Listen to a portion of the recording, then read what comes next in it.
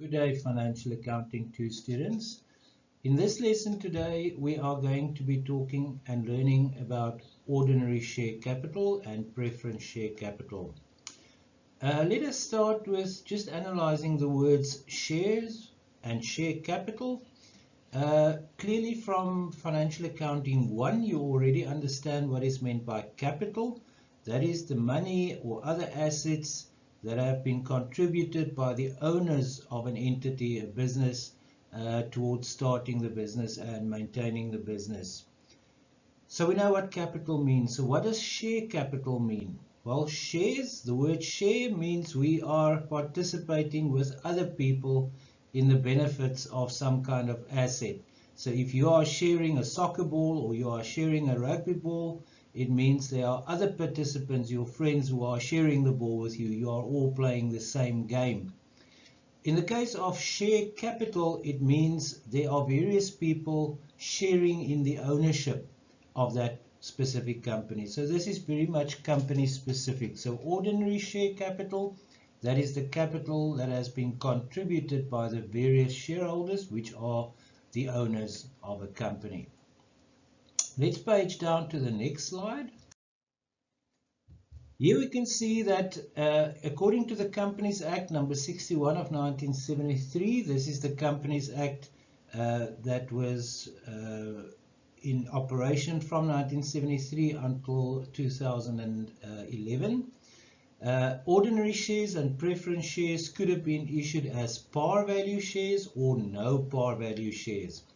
So let's perhaps just discuss that briefly. You can see there par value shares means there's a nominal value attached to the shares. Under the old Companies Act, like it states, a company had the choice. They could choose whether they want to issue par value or non-par value shares.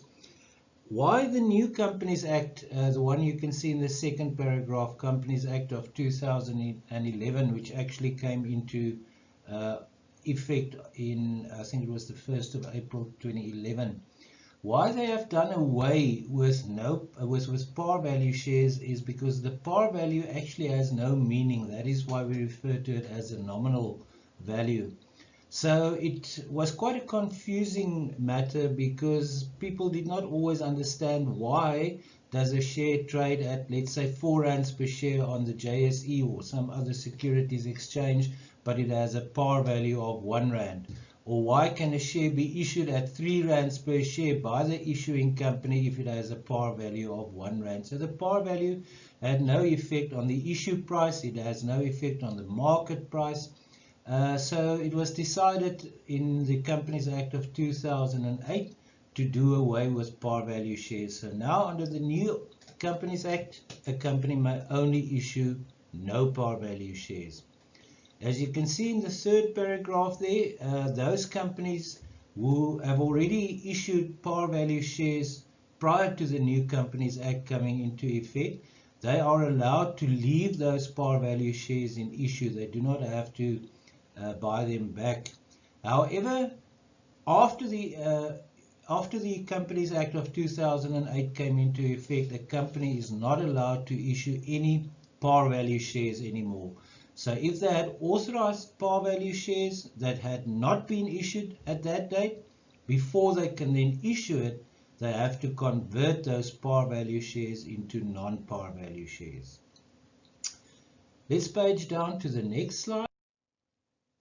Here we can see that there are 2 classes of shares that a company can issue. First of all, ordinary shares. Let me just perhaps mention here, if you ever encounter American textbooks on share capital, they refer to ordinary shares as common stock. But common stock, very much an American term. And we also have a second class of shares which we refer to as preference shares. Again, the Americans, if you encounter an American textbook, they use a slightly different term. There they talk about preference stock. So what is the difference between preference and ordinary shares? Well, first of all, the ordinary shareholders are known as the pure owners of a company, whereas the preference shareholders are also owners of a company, but there are certain terms and conditions to their shares. So let's maybe talk about the two main differences between ordinary shares and preference shares. What does the word preference mean? Let's maybe analyze that first. Preference means you are standing in the front of the queue. You get preference before someone else. Right? So you are going to be helped first by the person behind the counter. You are first in this queue. Now, first in the queue with regards to what? Basically two things. Firstly, if a company is liquidated, there is a certain pecking order in which the assets that have been sold during the liquidation process, where that proceeds of the liquidation of assets will be distributed to whoever the company owes money to. First in line at the front of the queue are what we call the secured creditors. Those are instances such as a financial institution who holds a bond, a mortgage bond, so they are first in line, or a financial institution that holds finance leases, so they are first in line. Secondly is what we refer to as the preference creditors, not to be confused with preference shareholders. Preference creditors, those are the people that's behind the secured creditors but in front of the concurrent creditors. One example there is the South African Revenue Service. And then we get the current or concurrent creditors. That are your normal suppliers of goods and services, such as Telkom or the supplier of goods. Then they get paid. And then right at the end of the queue, the last people who get money after a liquidation will be the shareholders. But even there's a little preference. The preference shareholders will get their money back before the ordinary shareholders get money back. So the ordinary shareholders clearly are the ones who take the biggest risk when they invest in a company. In the investment community, there is a little saying that the higher the risk, the higher the return.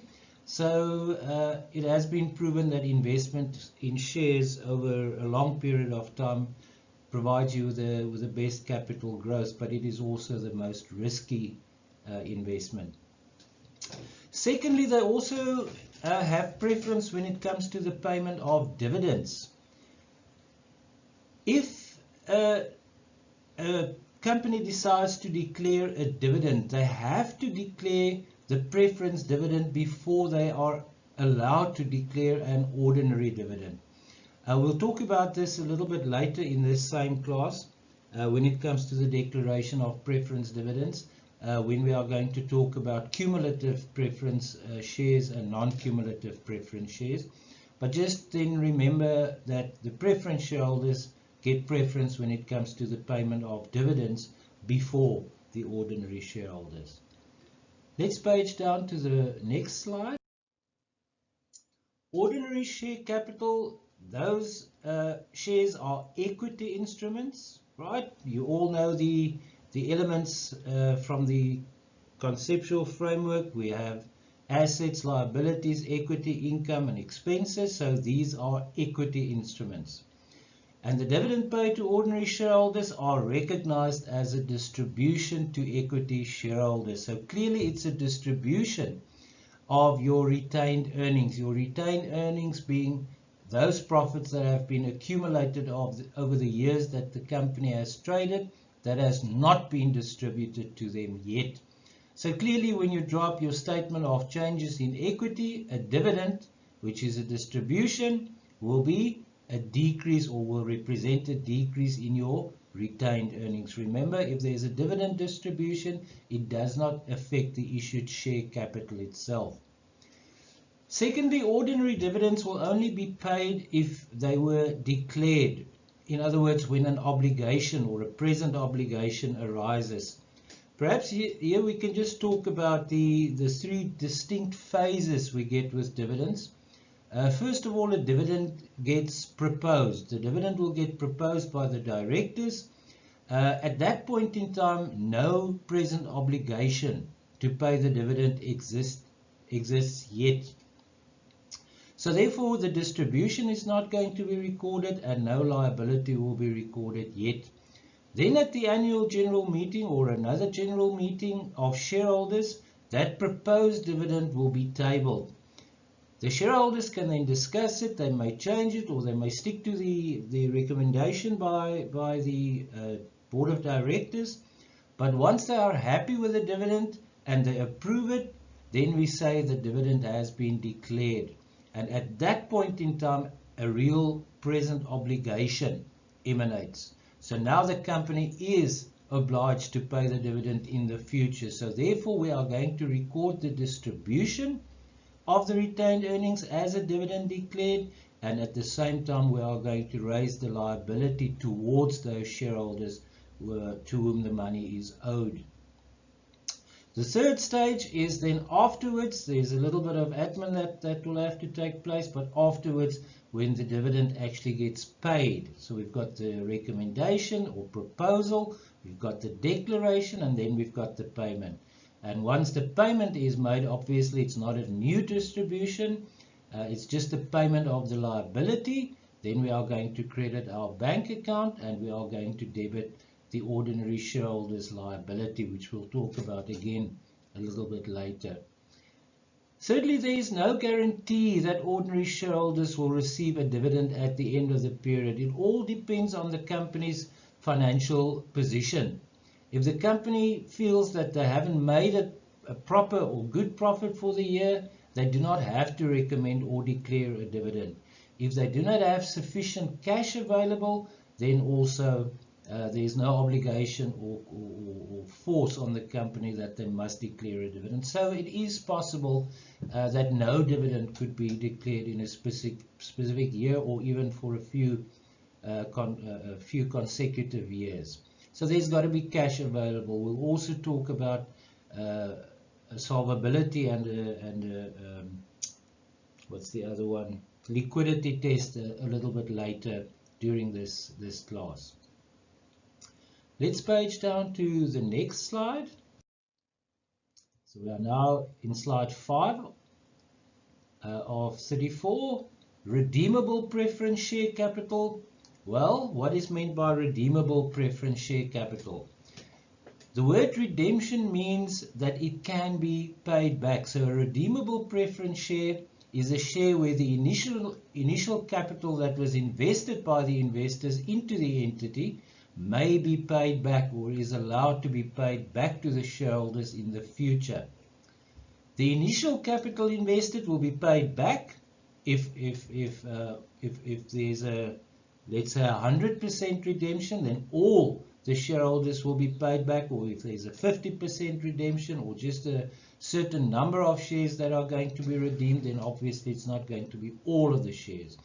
But anyway, the capital invested for those shares that are going to be redeemed will then be paid back, and those shares will be withdrawn from the market.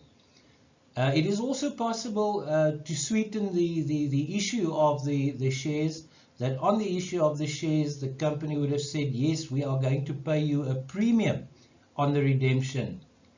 That means when they redeem the shares, when they pay the money back to the shareholders, they are going to pay them a little bit more, an extra amount, a little bit more than the investors originally paid for the shares. Thirdly, in cases where the future redemption is determined at the discretion of the entity, so the entity has the power to decide when or if at all it's going to be redeemed, then those shares, those redeemable preference share capital, will be regarded as equity. In that case, the entity can choose when they want to redeem it. They even can choose not to redeem it whatsoever. So the entity is in full control of that. However, in cases where the future redemption is not determined at the discretion of the entity, then the shares must be recognized as a liability. This is, for instance, where a specific date has been set when the shares had been issued originally. There's a specific date when it's going to be redeemed, or it has to be redeemed when a specific event has occurred, or when the shareholders decide it needs to be redeemed. then it is a non-discretionary redemption, and then those shares are not seen as equity, then it is seen as a liability. For the purposes of financial accounting 2, we are always going to assume that the redemption is at the discretion of the entity, which means that the shares will be disclosed and treated as equity. In financial accounting 2, we are not going to do the scenario where the shares must be seen as a liability, but you must just be aware of that for future purposes or future reference. Page down to the next slide. Non-redeemable preference share capital will be classified as equity if the shareholders have the right to receive dividends, but the payment of these dividends is at the discretion of the entity which issues the share. So once again, the company can decide whether they want to issue it or not. And it will be classified as a financial liability if the shareholders have the right to receive the dividends. So in other words, it's not the company's decision, but the payment of these dividends is not at the discretion of the entity, in this case the company which issued the shares. Mandatory payment of dividend can be seen as a contractual obligation to deliver cash payment in the future.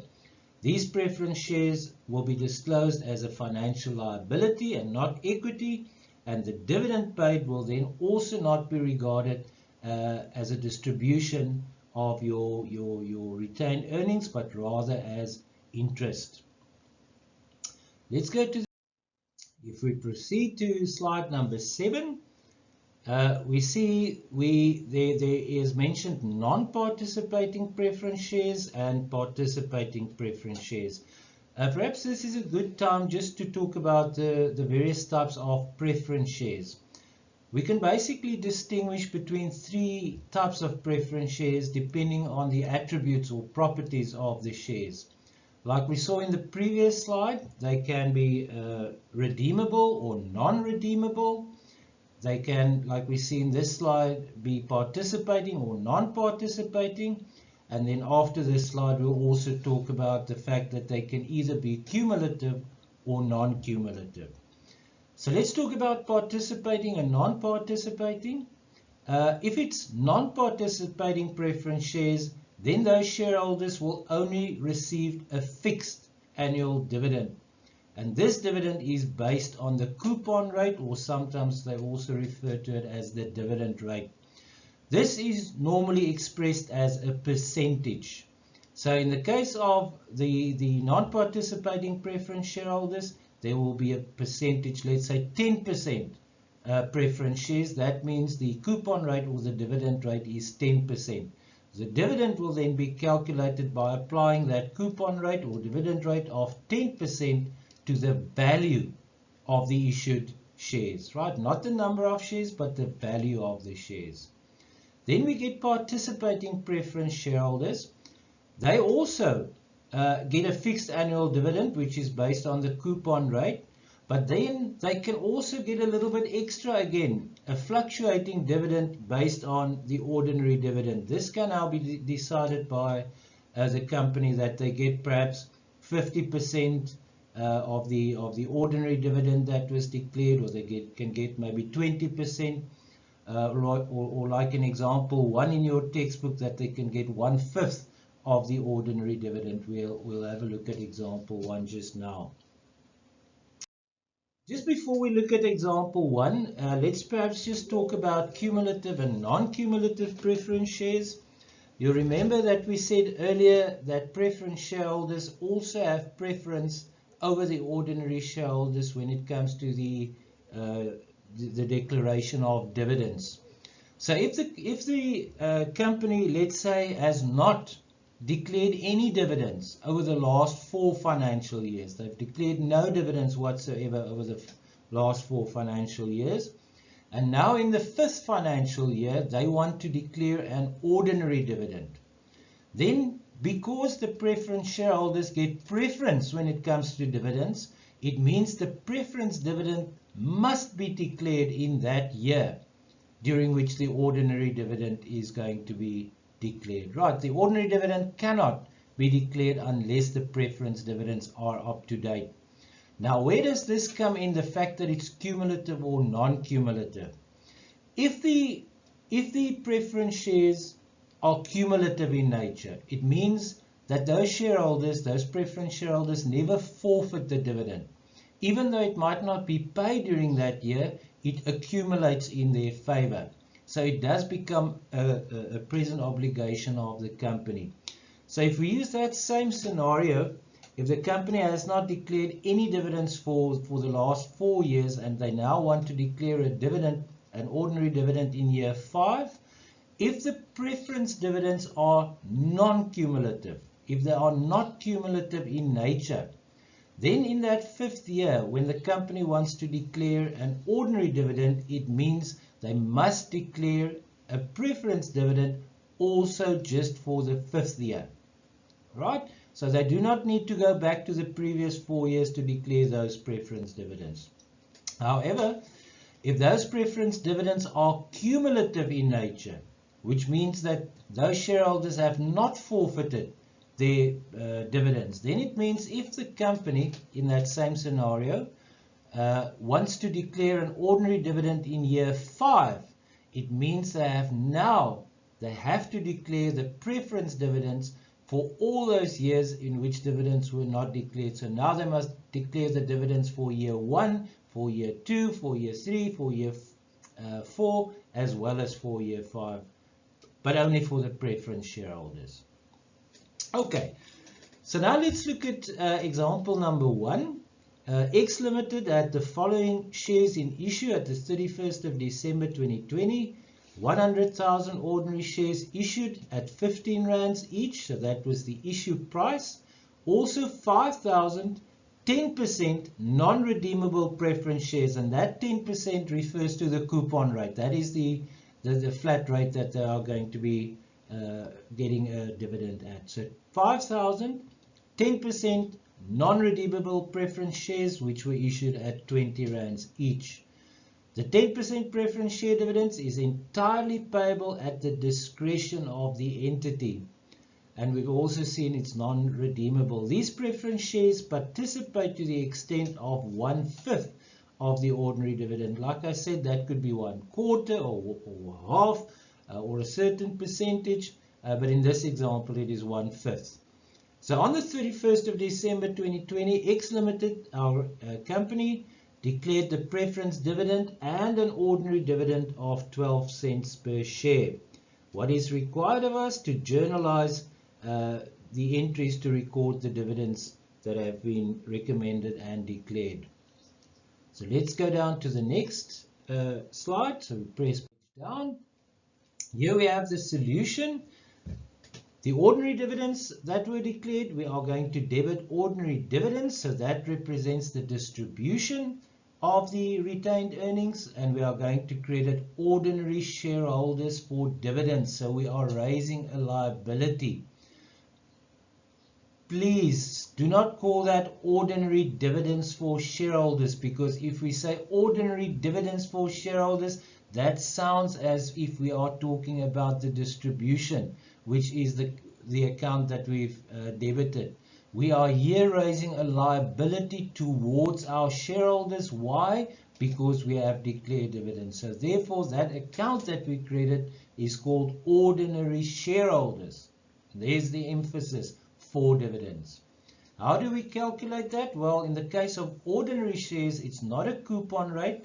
It is rands or cents or whatever currency you are using, dollars or euros or pounds or yen, multiplied by the amount, by the number of shares that have been declared. So it'll be 12 cents or 1 rand or 50 cents per share, right?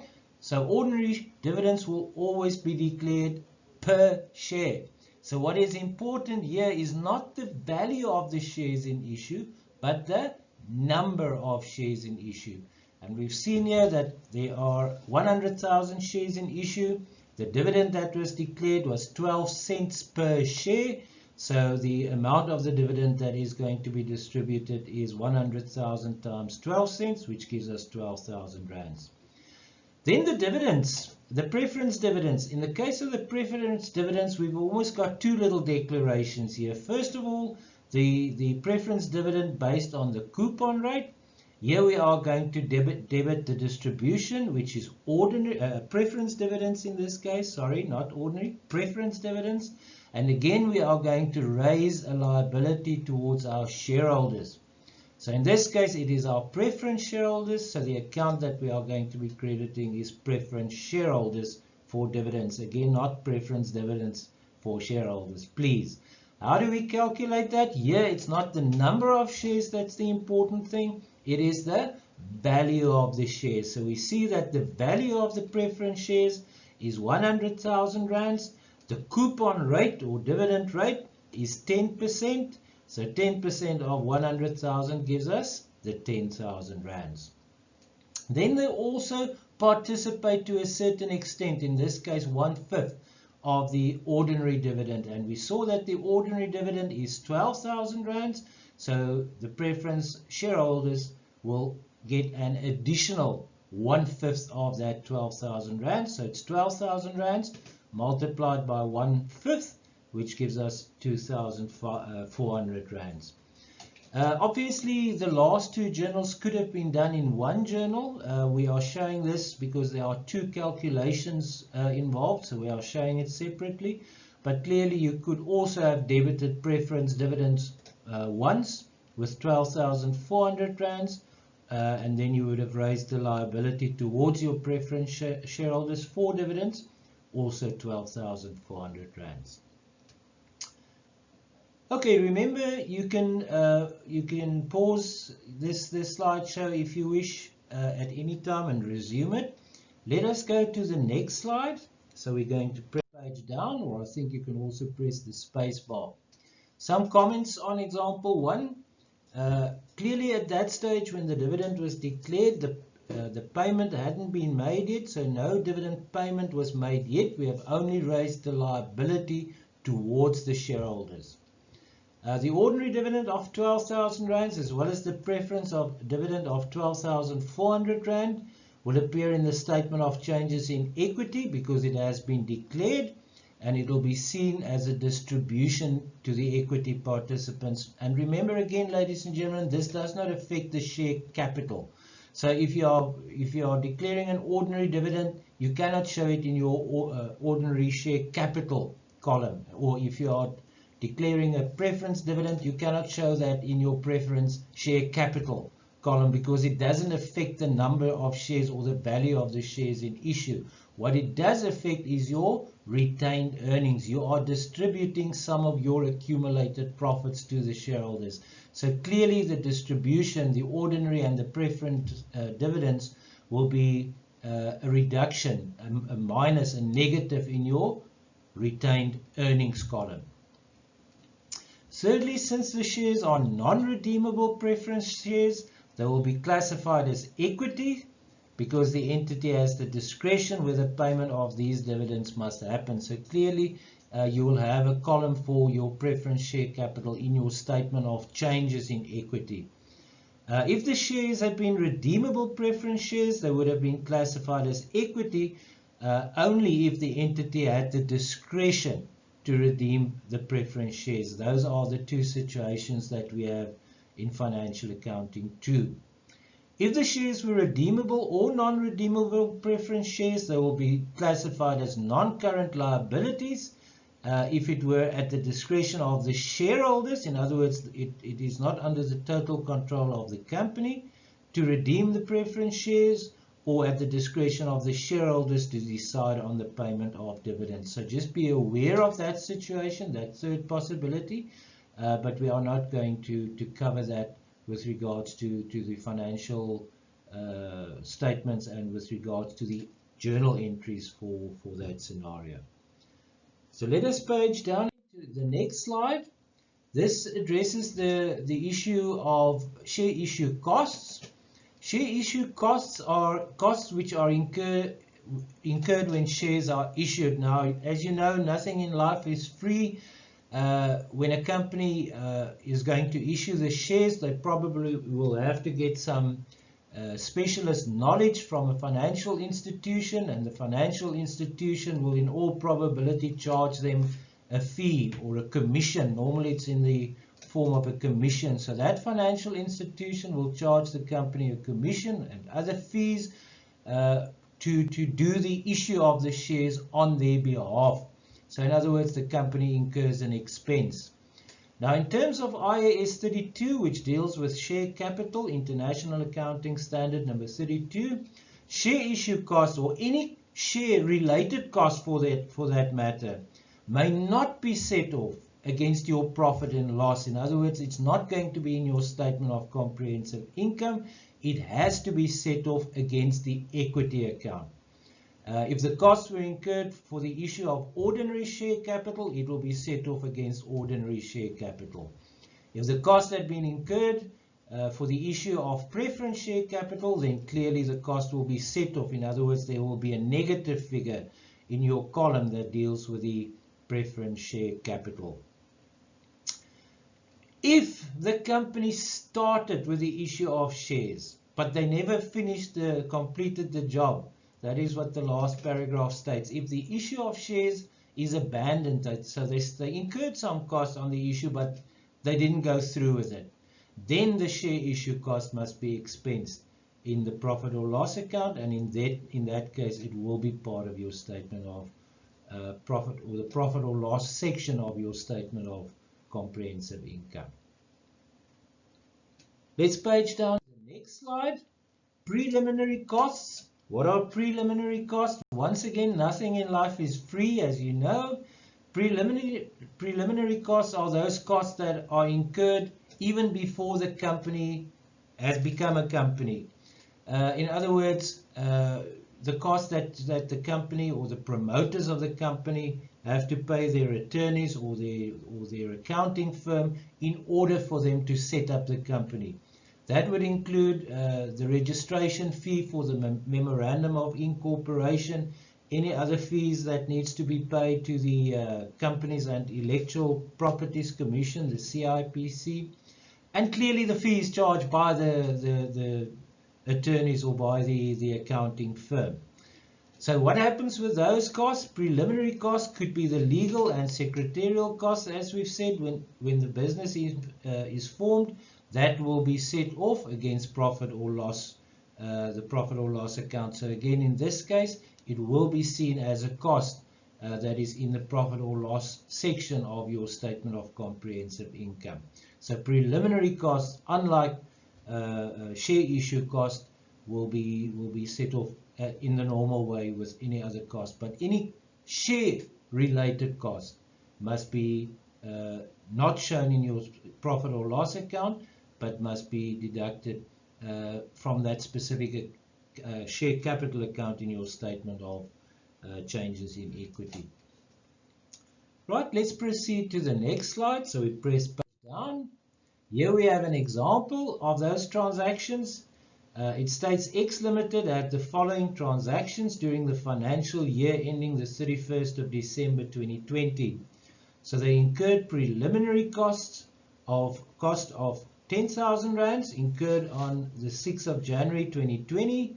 100,000 ordinary shares were issued at 10 rands each. In other words, they received 1 million rands for it on the 6th of January 2020. And then they incurred share issue expenses in order to issue the shares. They incurred this expense, probably commission paid to a financial institution who does the issue of the shares on their behalf, of 2,000 rands.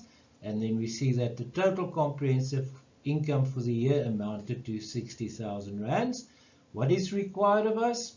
We must journalize the above transactions and disclose it in the statement of changes in equity for the year ended 31st of December 2020. Okay, so let's press page. We go to the next slide. Here we have the solution. First of all, the journal entries for the issue of the shares. What happens if we issue shares in the normal way or issue shares for money?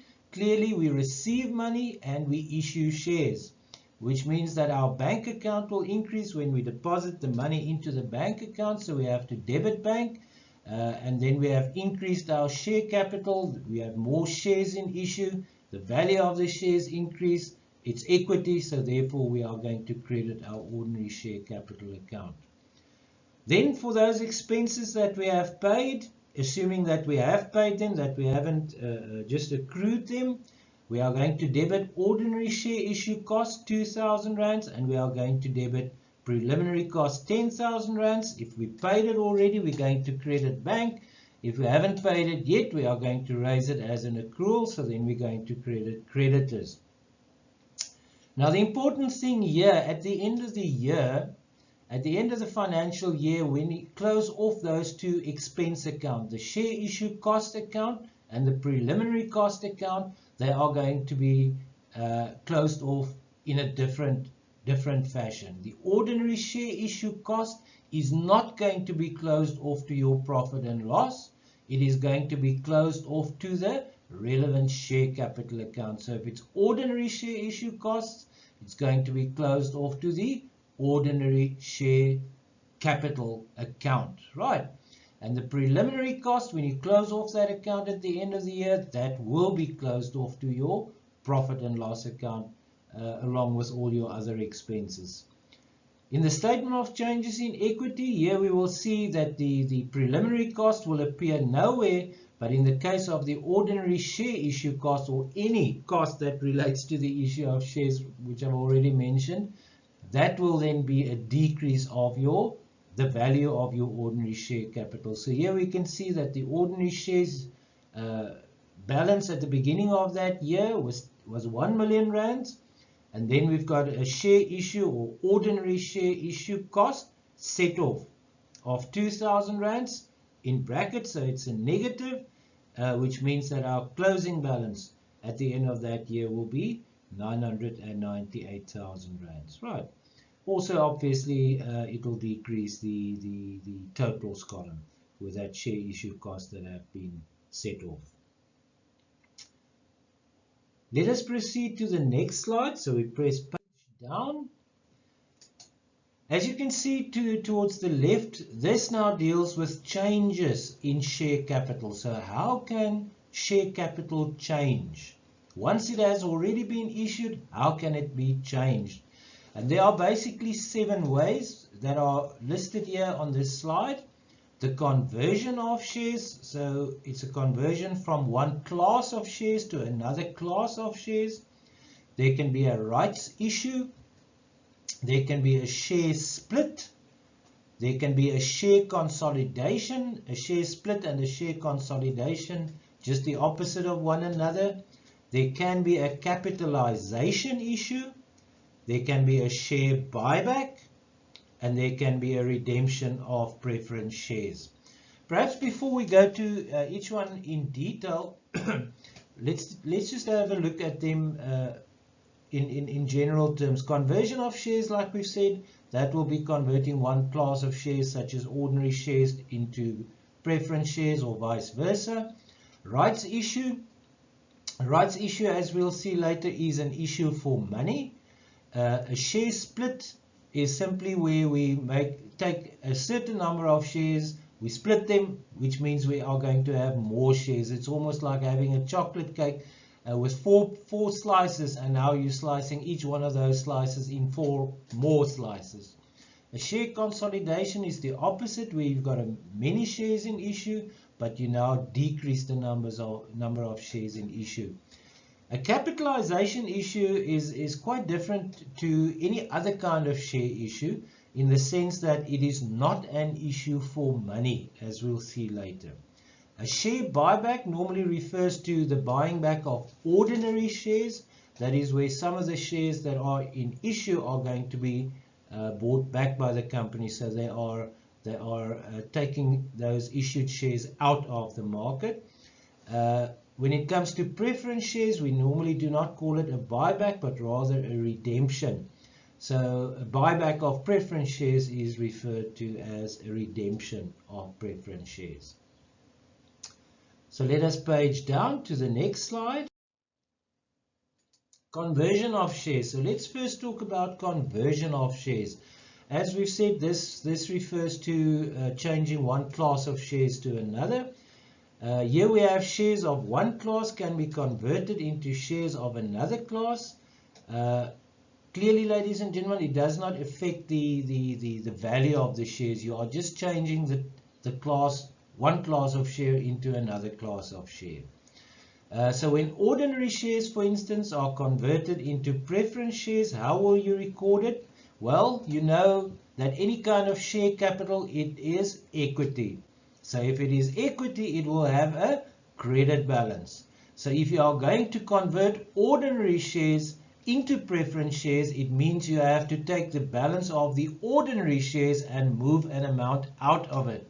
So it already has a credit balance being equity. So if you're going to take it out of that account, it means you are going to debit ordinary share capital, and then you are going to increase or create the preference share capital account where the value of those shares that have been converted now resides.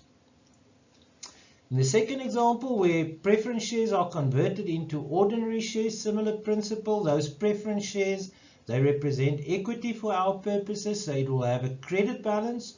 So if you are converting those shares, you need to decrease that credit balance, which means you have to go and debit the preference share capital, and then you will increase, or well, in this case it will only be increasing your ordinary share capital, because the value of those previous preference shares are now being converted and transferred into your ordinary share capital account. Let's press page down. So we go to the next slide. This deals with a rights issue. A rights issue. A rights issue is a specific kind of issue for money. And how does it work?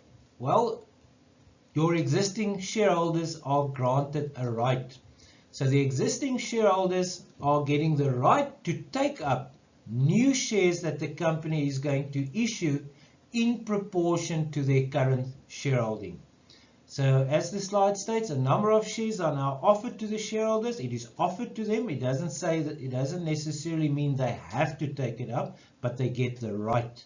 They get the right to offer to take it up in proportion to the shareholders' existing shareholding. So if one shareholder has got, let's say, 100 shares, and the right that are being granted to them is to get one, to buy one share for each 100 shares that they already own, it means that shareholder can only take up one more share. If the shareholder, let's say, owns 10,000 shares, and they can take up one share for every 100 that they own, it means they can take up now 10 new shares. And remember, this is an issue for cash, so the bank account will be debited. Let's have a look at an example. Ordinary shares were issued, 50,000 shares at 5 rands each, and then so those are the shares that are already in issue.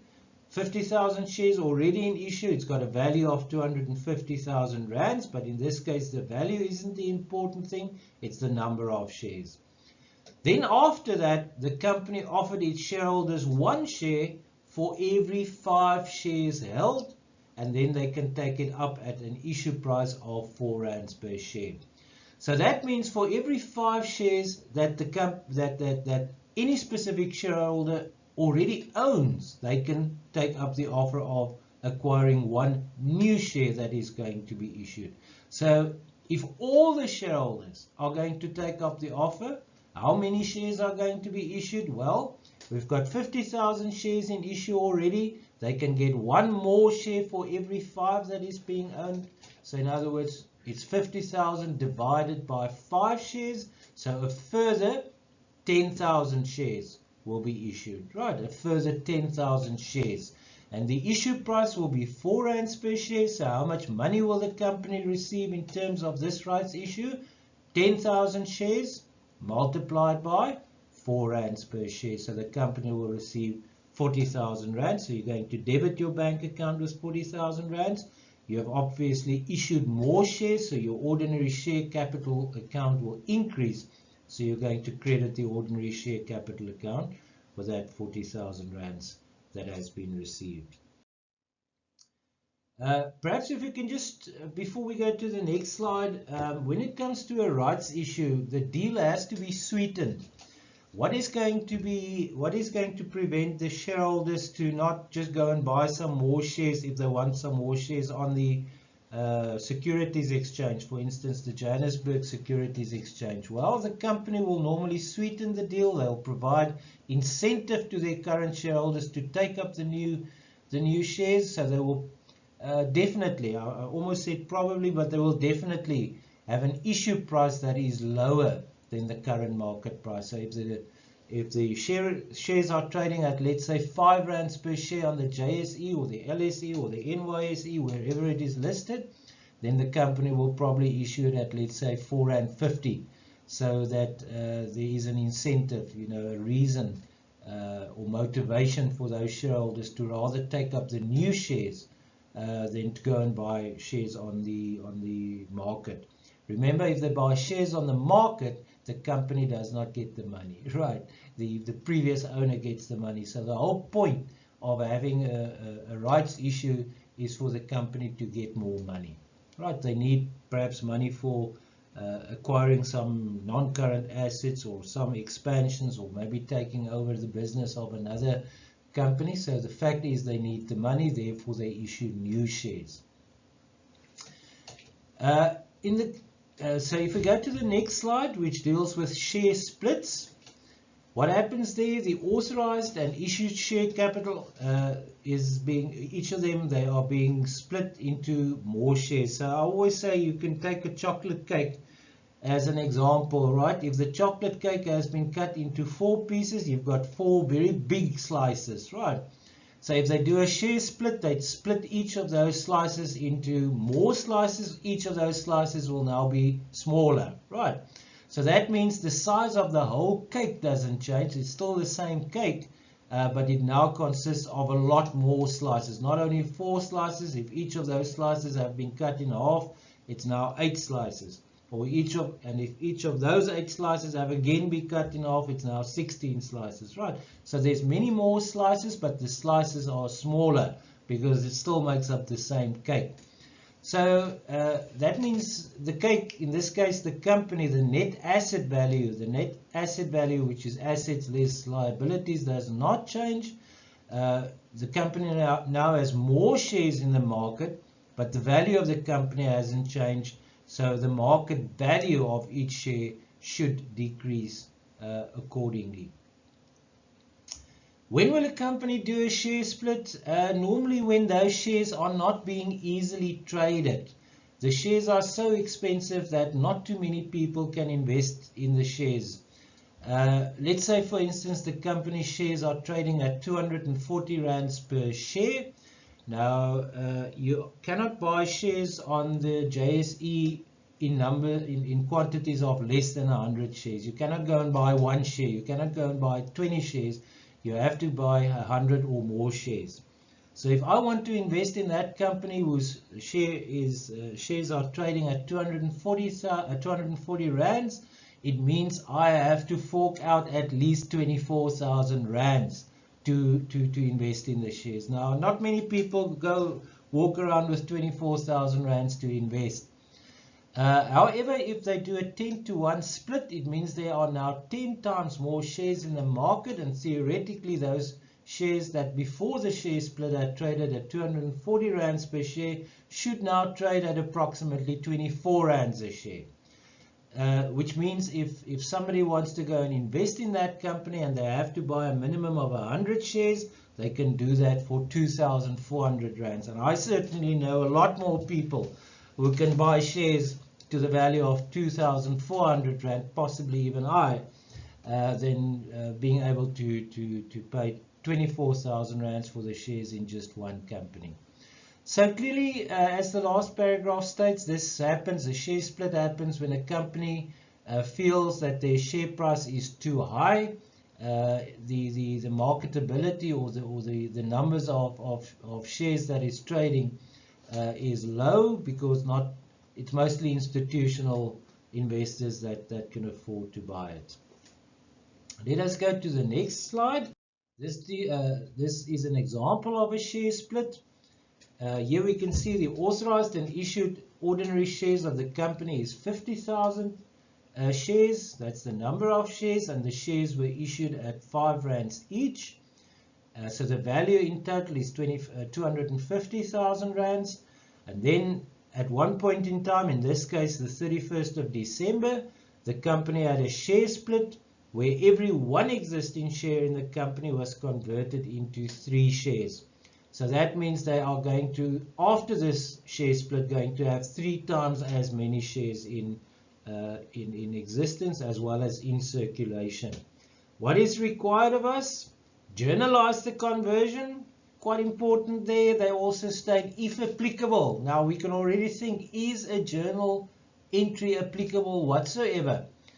We'll see the answer in the next slide. And secondly, calculate the new number of shares in issue as well, and the value, the theoretical value per share after the share split. So let's press page down to get to the solution on the next slide.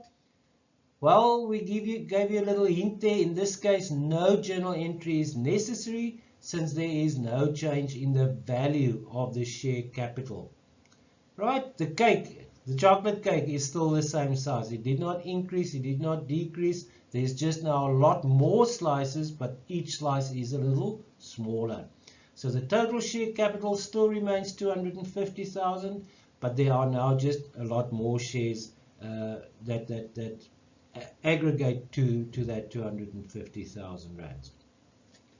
And remember, a share split is not an issue of shares. It is an issue of shares, but not for money. So no cash was received, so clearly there is no journal entry. But it does affect our financial statements. It doesn't affect our statement of changes in equity, which contains the value of the shares, but it does affect our share capital note. Our share capital note, as we'll see a little bit later in this session, contains the number of shares, not the value of the shares, but the number of shares. So clearly, because there have been shares issued, even though no money was received, more shares are in issue at the end of the year than compared to the beginning of the year. So how many shares are now in issue? Initially we had 50,000 shares and 3 shares were issued for each one. So we've got 3 times as many shares in issue now. 3 times 50,000 shares. So the shares in issue now will be 150,000 shares. What will be the theoretical value per share? Remember, this is not necessarily the market value.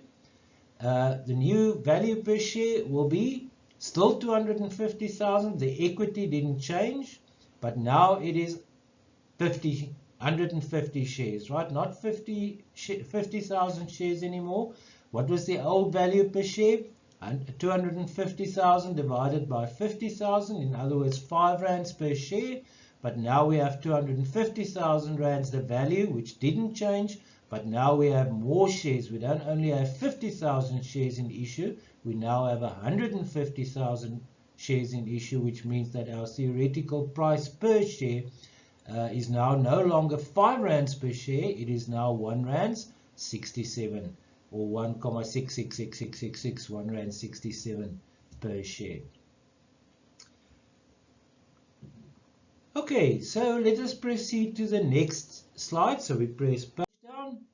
This deals with share consolidations, also sometimes referred to as a share split, a reverse share split. So it's just the opposite of a share split. So this is where the company reduces the number of shares that is authorized and issued, so that there are fewer shares in issue than before.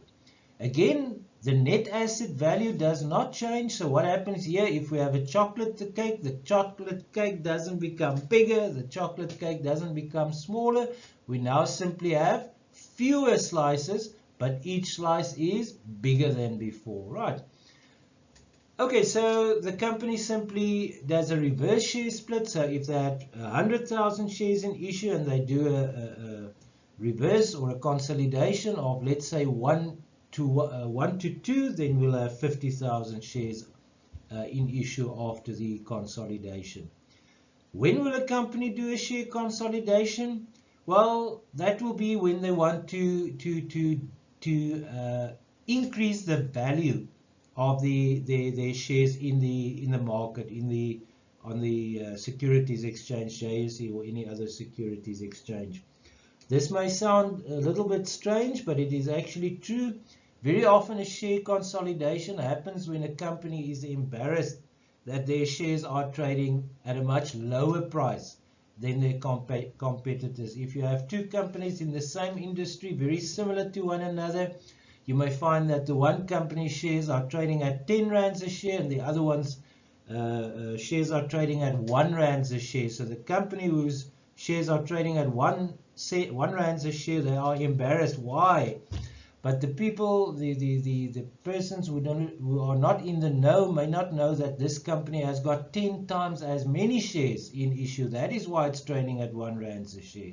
So if they want their shares to trade at a much higher, let's say also at 10 rands a share, they'll do a 10-to-1 consolidation. So there will be 1/10 of the number of shares in issue after the share consolidation. But theoretically, each one of those shares should now be worth 10 times what they were worth before the consolidation. Let's press page down. We'll go to the next slide. Here we have an example. It's just the opposite of the previous one. Here the authorized and issued ordinary shares of the company is again 50,000 shares. Again, the shares were issued at 5 rands a share, so the total value of the shares in issue is again 250,000 rands. In this case, the company decided to do a consolidation. So for every 5 existing shares held in the company, in other words, for every 5 shares that are already in issue, they will consolidate it to 1 share. So every 5 shares will become 1 share. Again, what is required of us? To journalize the conversion if applicable, so if there is a journal whatsoever, and also to calculate the new number of shares in issue after the consolidation and the theoretical value per share after that share consolidation. So let us go to the solution. We press page down. We go to the next slide. Again, the size of the chocolate cake did not change, right? So we did not receive cash. The company did not become more valued.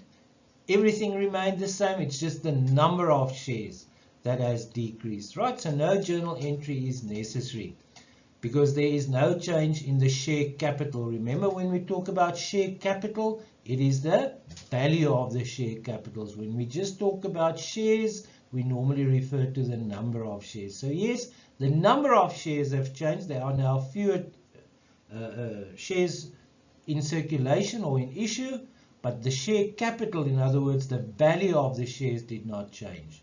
The share capital value remains at 250,000 rands, but there are now fewer shares in issue. So originally we had 50,000 shares in issue. They had this 5-to-1 consolidation. So we have the 50,000 shares that were originally in issue, divide by 5. So after this consolidation, there will be 10,000 shares in issue. Now those shares won't be theoretically worth 5 rands anymore because there are much fewer. There's only 1/5 of the number of shares in issue. The value remains 250,000, but that value is spread over only 10,000 shares, not 50,000 anymore. So theoretically, those shares should each be valued at 25 rands per share, right? So that should be more or less what they then would trade on the, or in the same proportion that they would change on the equity markets. Let us press page down to the next slide, capitalization issue. Now, capitalization issue is different to any other kind of share issue besides a share split and a share consolidation. For instance, a private placement is for money, public offering is for money, a rights issue is for money. But a capitalization is the issue of shares, but not for money. It is also sometimes referred to as a bonus issue or bonus shares or a scrip issue or the issue of so-called fully paid up shares. This means a number of shares are again offered to existing shareholders, just like in the case of a rights issue. So only the existing shareholders can participate in this new issue, but it is offered to them at no cost. So they do not have to pay for the shares, they get the shares for free. In proportion to the shareholding, to their existing shareholding in the company. So if you already own, let's say 1,000 shares, and this capitalization issue is 1 share for every 100 you own, you will get 10 shares for free, right? And in the case of the capitalization issue, we said no cash will be received from the existing shareholders. We'll see just after this slide why a company would do this free issue of bonus shares. Why would they do a capitalization issue? Since no cash, last paragraph, since no cash is involved in the share issue, it is funded by using existing reserves, our best existing reserves. The best one that we can use obviously is our retained earnings, and we convert that into share capital. So our retained earnings is the source to provide the shareholders, the current shareholders, with new shares. It's quite important that is the retained earnings. We'll talk about this in the next slide. So when we do a capitalization issue, because we do not receive money, clearly we cannot debit the bank account because we haven't deposited any money into the bank account. We're using the retained earnings, our current reserves, as the source of funding the ordinary share capital. There are new shares in issue with a value attached to them, so we are going to credit the ordinary share capital account, so it increases with whatever price has been determined as the issue price, even though the shareholders do not pay the price. If we page down the next slide, some reasons why a company might do a capitalization issue. Two very common reasons are mentioned there: the restructuring or tidying up of reserves. But then I think the most common reason is where the company wants to reward their shareholders by means of a dividend. So they want to declare a dividend, but the company simply is in a tight cash situation. They do not have sufficient cash resources on hand to be able to eventually pay the dividend. So an alternative to paying a dividend or declaring and then paying a dividend is to do a capitalization issue. In other words, we are rewarding the shareholders, but by giving them free shares instead of a cash dividend. So we are still rewarding the shareholders, but we are not exhausting our cash reserves in the process. What the shareholders can do with those shares, they can sell it. So that is a way that they will be rewarded. So they get money not from the company, but in the form of dividends, but from whoever purchases the shares from them.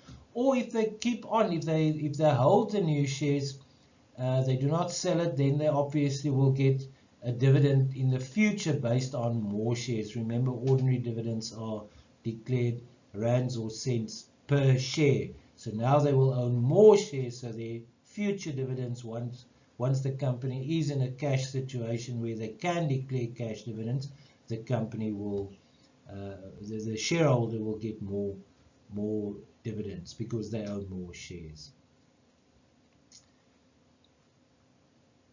Let's proceed to the next slide. So we press page down again. Here we've got an example of a capitalization issue. So on the 25th of December, this company had shares in issue. How many? 50,000 shares already in issue. And those shares were issued at 5 rands each. So the total value of our share capital, ordinary share capital, is 250,000 rands. After that, on the 31st of December, the company offered its shareholders 2 fully paid up shares for every 5 shares held. At the current market price of 4.20 Rand per share. We must just bear in mind that those shareholders are not actually going to pay 4.20 Rand 4.20 per share. It's just a matter of having a value, a reasonable value that we can use for the capitalization issue. So what is required of us? To journalize the entry, to record the capitalization issue, and also to show how this transaction will be disclosed in the statement of changes in equity. Okay, so let's go to the next slide where we'll have the solution. First of all, the journal entry. Now we know that we do not receive money from the issue of the shares, right? So we cannot debit bank. We are using our retained earnings account as the source of issuing the share capital. So in the structure of our entry, we'll debit retained earnings. We are actually issuing shares. We are physically issuing new shares. So we will have to credit the ordinary share capital account. Now, in order to determine what is the value of the shares that we are giving out for free to our current shareholders, we must first determine how many shares are being issued. Now, we said that two additional shares are going to be issued for every 5 shares already in issue. There are 50,000 shares in issue. So if an additional 2 shares are going to be issued for every 5 in existence, it means we take the 50,000 rands already in issue, divide by 5, which gives us 10,000, multiply by 2. In other words, we are going to be issuing 20,000 new shares to our current shareholders at an issue price of 4.20. So 20,000 multiplied by 4.20 gives us the value of 84,000 rands. So we debit retained earnings by 84,000 rands. We credit ordinary share capital by 84,000 rands. Why I said earlier that it is quite important that retained earnings be debited. In other words, that it shows that we are actually distributing some of our retained earnings. It is especially important where this capitalization issue takes place. These bonus shares are given out in lieu or in place of a cash dividend, right? A cash dividend, we know if we are distributing the cash dividend, it decreases our retained earnings. So it shows clearly that some of the retained earnings or accumulated profits have been distributed to our shareholders. Same thing with capitalization issue. We are actually, by means of giving them new shares for free instead of cash, we are still rewarding them. So we are still distributing some of the retained earnings or accumulated profits over the year to those shareholders, right? So there we can see exactly that effect in the statement of changes in equity. If we look at the ordinary share capital column, we had an opening balance of 250,000. Remember, 50,000 shares in issue originally, and they were issued at 5 rands per share, which gives us the 250,000 rands. Now we increased the share capital. We've issued a further 20,000 shares at 4.20, which increases our ordinary share capital by 84,000 rands. But at the same time, it decreases our retained earnings because we are using the retained earnings to fund or source those shares that we are giving for free. So that would decrease our retained earnings by 84,000. So that will be 84,000 negative in the retained earnings because we didn't receive money for it. We used the retained earnings to fund the shares, which basically comes down to we are distributing the retained earnings to our existing shareholders almost as we would have distributed a dividend. Let's press page down. Let's go to the next slide. The sixth way in which shares can change is the share buyback. A share buyback normally refers to the repurchase of ordinary shares. The shares that have been bought back are normally referred to as treasury shares. Paragraph 1, in the case of a share buyback, the company will have to comply with Section 46 and Section 48 of the Companies Act, that is the 2008 Companies Act. We'll come back to the requirements of those two sections a little bit later in this session.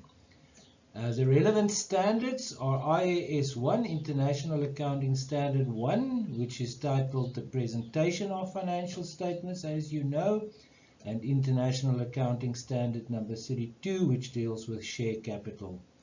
A share repurchase or buyback is a decision by the company to buy back its own shares from the marketplace. In other words, it buys back shares that are already in issue. The company might buy back its shares to boost the value of the shares, very similar to a share consolidation, and to improve the financial statements. If the supply of shares in the market decreases, the demand for the shares will increase. That is a basic economic principle, and the result or the consequence is that the share price will rise. Companies tend to repurchase shares when they have sufficient cash on hand, almost too much cash on hand, and the share market is on an upswing. There is a risk that the share price could fall after a buyback. Treasury shares are those shares that the entity effectively holds in itself. These shares have no voting rights, so they do not qualify as shareholders when it comes to a general meeting or an annual general meeting. They cannot vote. The holders of those shares, the company cannot vote using those shares, and those shares will also not receive any dividends. Those treasury shares, in other words, shares that have been bought back that are no longer in issue, may be reissued in the future at a later date. Let's page down to the next slide. Still on share buybacks. Outstanding shares, in other words, shares in issue, are shares that were issued and held by shareholders, not the company. So therefore, treasury shares are not regarded as outstanding shares. They are not in issue anymore, to put it differently. A buyback of shares reduces the dilution of ownership in the entity. As the number of total outstanding shares is reduced, the relative position of each shareholder is strengthened. A share buyback drains the company's cash resources. Clearly, when there's a buyback, when they withdraw the shares from the market, they have to refund, they have to repay those investors in the shares, and therefore it weakens the capital base of the company. The share buyback must satisfy the requirements of Section 46 of the Companies Act. Section 46 requires that the solvency and liquidity test should be satisfied so that the remaining shareholders and creditors' interest in the company would be protected. In a next session, in a follow-up slideshow that we are going to be discussing the redemption of preference shares, we'll come back to the liquidity and the solvency test. What must the company comply with to pass the so-called solvency and liquidity tests? If we press page to the next slide, still deals with the buyback of shares. Here we have the journal entry as well as the statement of changes in equity. IAS 1, International Accounting Standard 1, the presentation of financial statements, requires that when an entity holds its own shares, those treasury shares must be separately disclosed. So when a share buyback takes place, clearly we are withdrawing the shares from the market, but we are also returning the investors' money to them. So a typical journal entry which will be recorded when there is a share buyback is as follows. We are going to create a new account if this is the first time that the share buyback has taken place. We'll call that treasury shares. We cannot really call it share capital because it's the opposite of capital, or a contra to the capital. So we're going to debit treasury shares account, and we are refunding the money to the shareholders, so we'll be crediting the bank account with the money that we are returning to the shareholders.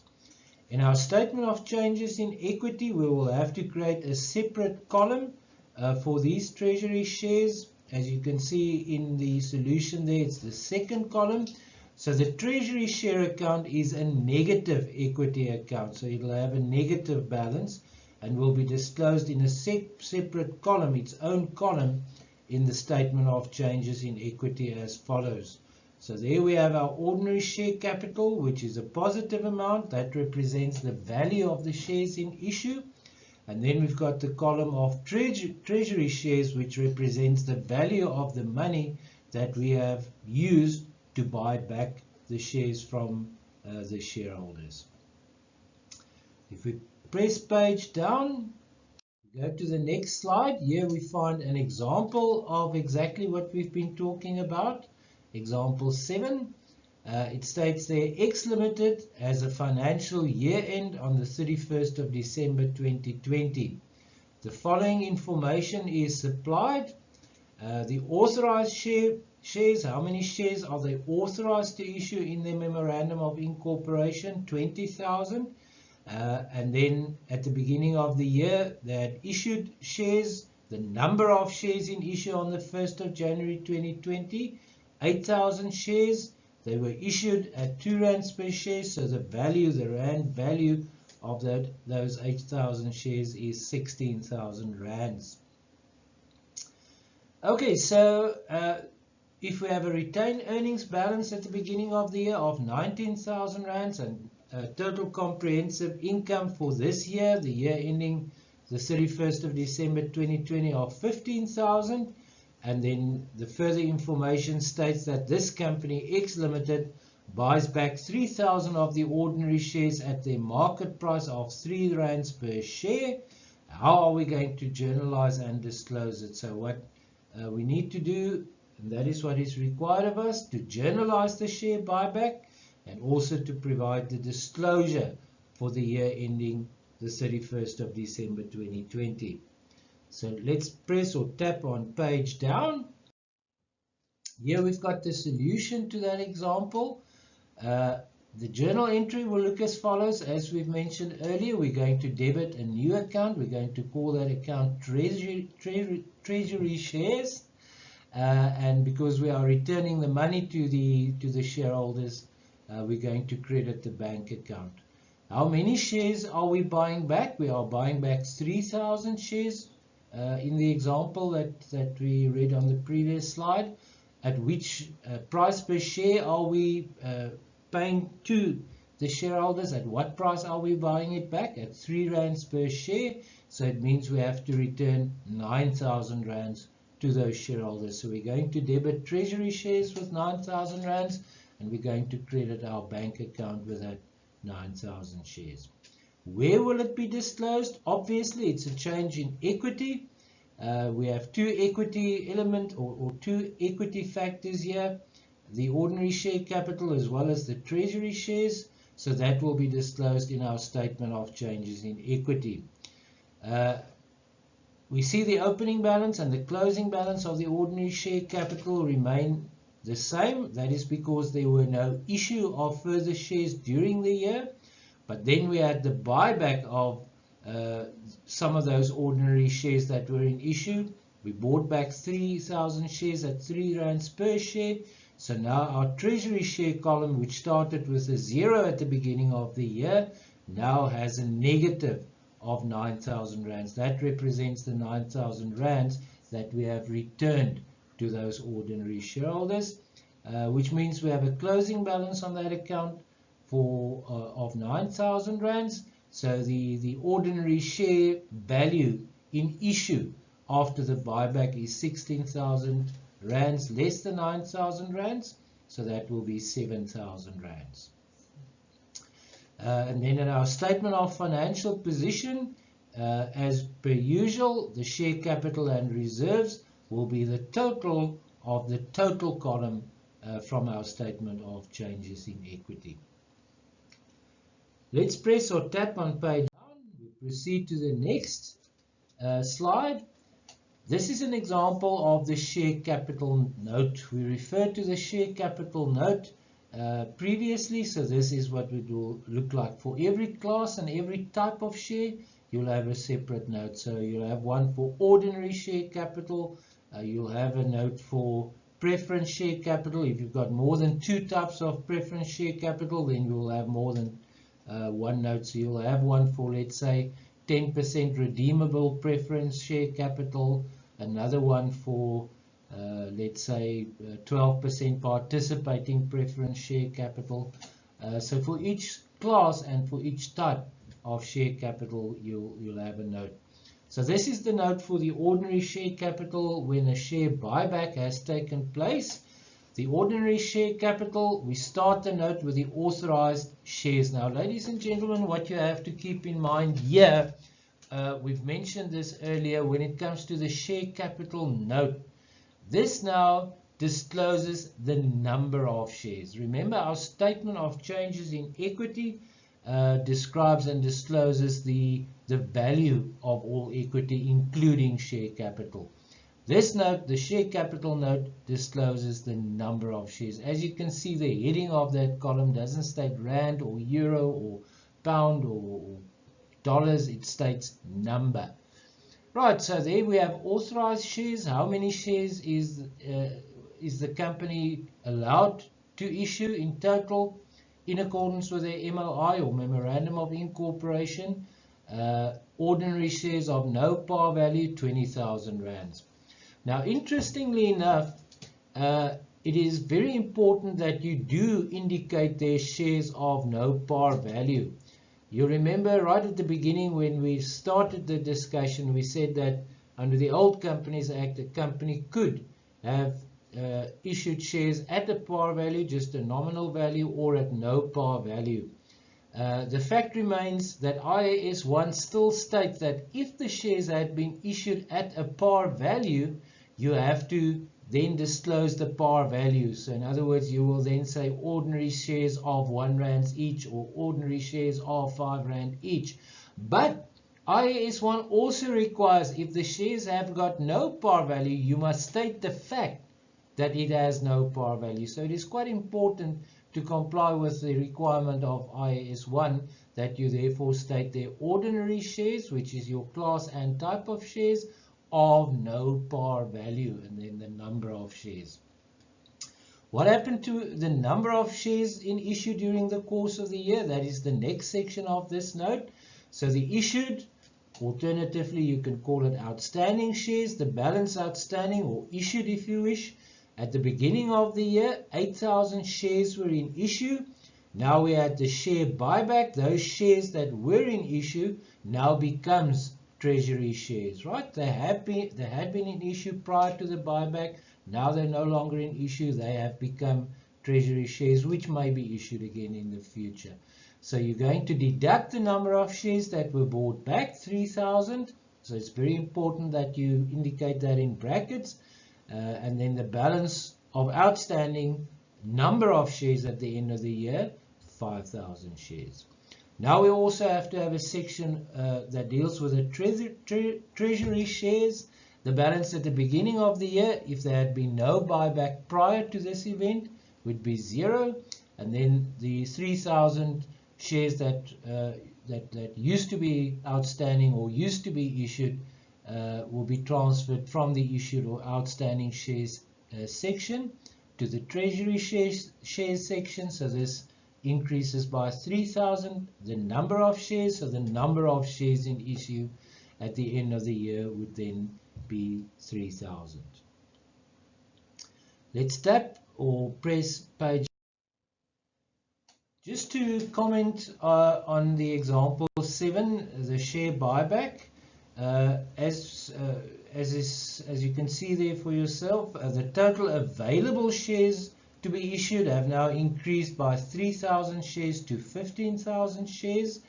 The reason for that is that before the share buyback, there were 12,000 shares available for issue to the public, but now we have bought back 3,000 shares.